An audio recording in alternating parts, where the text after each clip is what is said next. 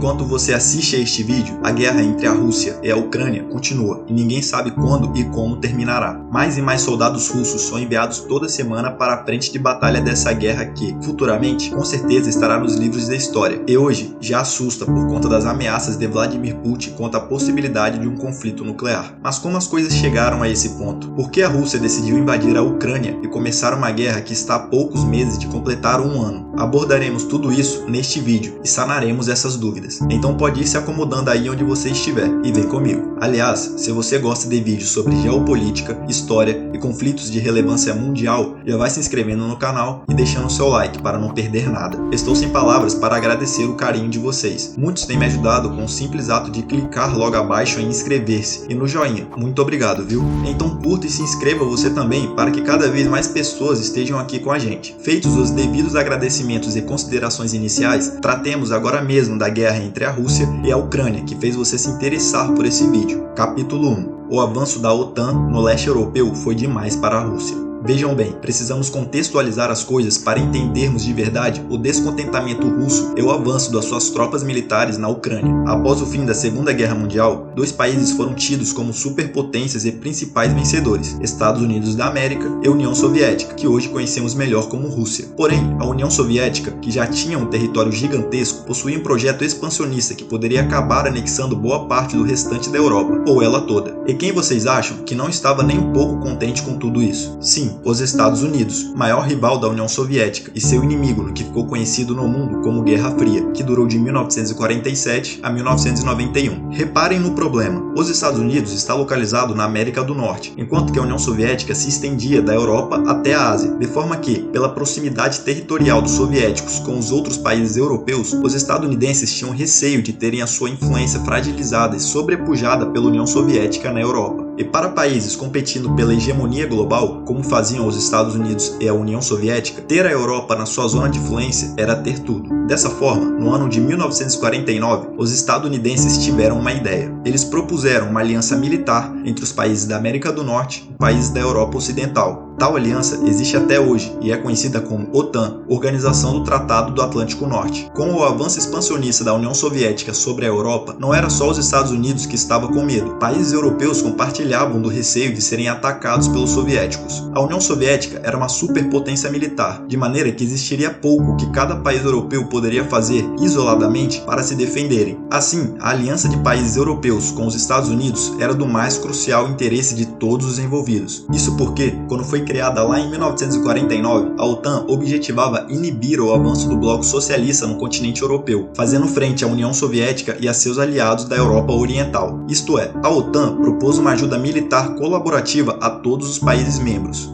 Então, por exemplo, caso a União Soviética decidisse invadir um país europeu integrante da OTAN, todas as nações partes da aliança juntariam as suas forças militares e contra-atacariam, o que incluiria o poderio bélico estadunidense, que já possuía bombas atômicas, verdadeiras armas de destruição em massa. Em outras palavras, os países europeus que compunham a OTAN teriam a ajuda dos Estados Unidos, uma superpotência militar, caso os soviéticos continuassem com a sua política expansionista e atacassem um deles. Além disso, só o fato de alguns países europeus estarem aliados aos norte-americanos já fazia os soviéticos pensarem melhor sobre um ataque a um dos membros da OTAN. Ao mesmo tempo, os Estados Unidos concretizavam sua influência na Europa Ocidental, pois os membros europeus da OTAN não tinham como, sozinhos, enfrentar a União Soviética, de modo que precisavam das tropas e vasto arsenal militar norte-americano. Pois bem, o tempo passou e, como sabemos, a União Soviética colapsou e deixou de existir no ano de 1991, desmembrando-se em vários países. Dois desses países que compunham a União Soviética eram justamente a Rússia e a Ucrânia, adversárias numa guerra atualmente. Você pode estar se perguntando, ok, entendi o contexto e o surgimento da OTAN, bem como a aliança dos países europeus com os Estados Unidos, mas como tudo isso se interliga e culmina na invasão russa ao território ucraniano? Entenda, no ano de 2008, a Ucrânia iniciou seu processo para se tornar membro efetivo da OTAN. Todavia, somente no ano de 2021, as coisas pareciam convergir mais fortemente no sentido da tão esperada adesão da Ucrânia à OTAN. O problema é que a Rússia não ficou nada satisfeita com essa possível adesão. Vejam, a Rússia faz fronteira com vários países. Dentre eles, podemos destacar os seguintes: Estônia, Letônia, Belarus e Ucrânia, que um dia já integraram a União Soviética junto com a Rússia.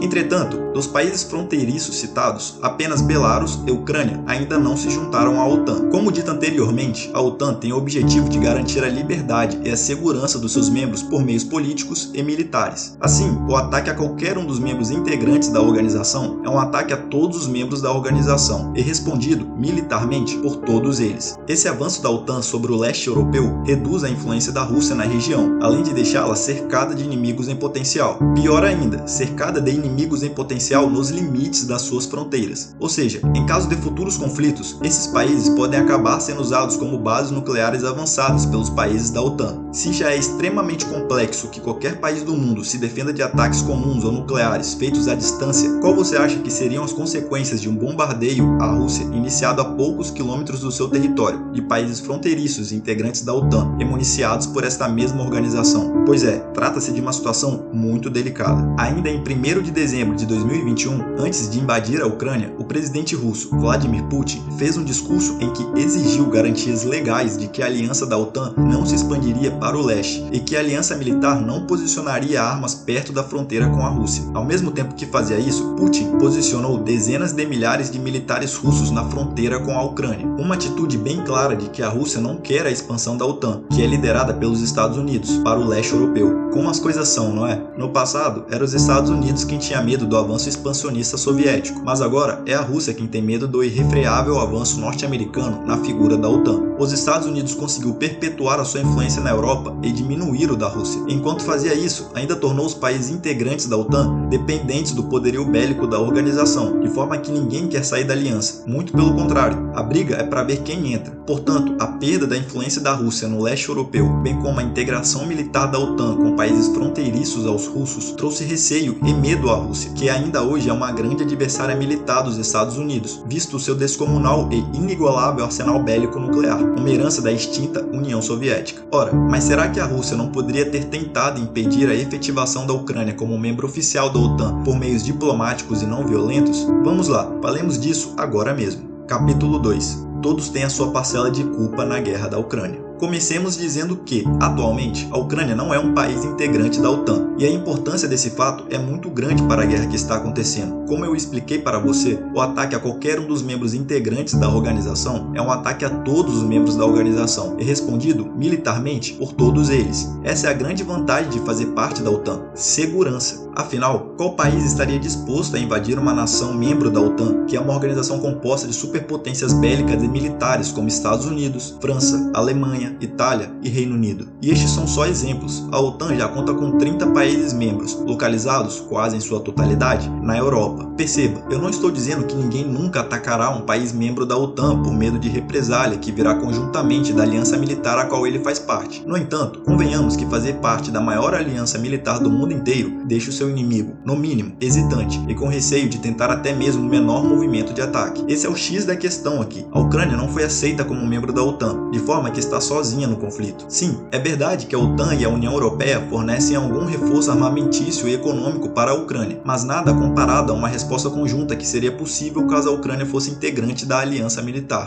Vladimir Putin poderia ter tentado mais o diálogo? Com certeza. Porém, pensemos um pouco aqui. Putin foi aos meios de comunicação de alcance mundial e deixou claro que não queria a Ucrânia aceita como um membro integrante da OTAN, pois é contra o expansionismo da OTAN no leste europeu. Ele discursou abertamente sobre isso, antes mesmo de invadir a Ucrânia. Ele pediu por garantias legais de que a Ucrânia não se juntaria à OTAN, mas nada foi feito. Muito pelo contrário, a OTAN afirmou que qualquer país independente é livre para almejar a entrada na organização. E o ponto é o seguinte: sem garantias de que a Ucrânia não se juntaria à OTAN, a Rússia tinha duas escolhas. Escolha número 1: esperar que a OTAN ou a Ucrânia mudassem de ideia e não quisessem mais a Ucrânia como membro integrante da OTAN. Escolha número 2: atacar antes que a integração da Ucrânia à OTAN acontecesse, para que assim os países integrantes da aliança militar não fossem em socorro da Ucrânia. A Rússia fez a escolha número 2, invadiu a Ucrânia e começou a guerra. Vejam, eu não estou justificando os atos cruéis e desumanos da Rússia ao começar uma guerra. Para mim, não deveria haver guerra alguma em nenhum lugar do mundo. Só que nós precisamos ver além do que está óbvio. E foi para isso que eu criei esse canal, Raciocínio Crítico. Não há mocinhos e vilões nessa guerra. Há apenas vilões piores do que outros vilões. E uma população inocente no meio disso tudo. De verdade, vocês acham que os Estados Unidos, grande líder da OTAN, estava interessado numa possível aceitação da Ucrânia como membro integrante da organização porque queria protegê-la? Porque quer unir as nações num só grupo para que assim não tenhamos mais guerras? Um verdadeiro defensor da paz e da justiça? Ora, não sejamos ingênuos, há sim interesses a mais por trás e que não são ditos, pois se fossem, causariam uma guerra. Aliás, mesmo sem serem ditos, já causaram. Afinal, as intenções secundárias e não ditas em expandir a influência da OTAN para o leste europeu saltam aos olhos quando se quer integrar países estrategicamente localizados nas fronteiras da Rússia, que, por sua vez, possui o maior arsenal bélico nuclear do planeta. Lá no começo do vídeo, eu disse e contextualizei para vocês que a OTAN foi criada como uma resposta estadunidense ao expansionismo soviético. Mas agora é a OTAN, liderada pelos Estados Unidos, quem tem um projeto expansionista de influência e hegemonia. Óbvio, os males da ditadura soviética, que matou milhões, mereciam ser expugnados do mundo. Ninguém está dizendo que não precisava de uma resposta. Todavia,